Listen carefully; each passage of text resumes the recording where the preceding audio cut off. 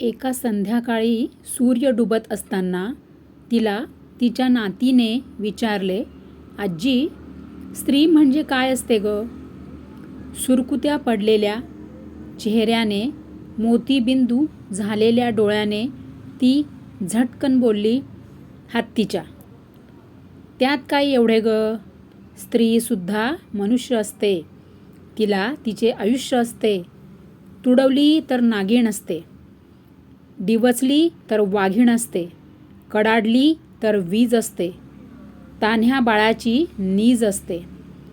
आणि बरं का पोरी, तिच्याच गर्भात भविष्याचे बीज असते.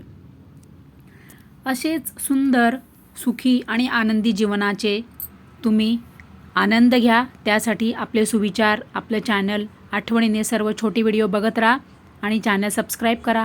व्हिडिओला लाईक शेअर करा.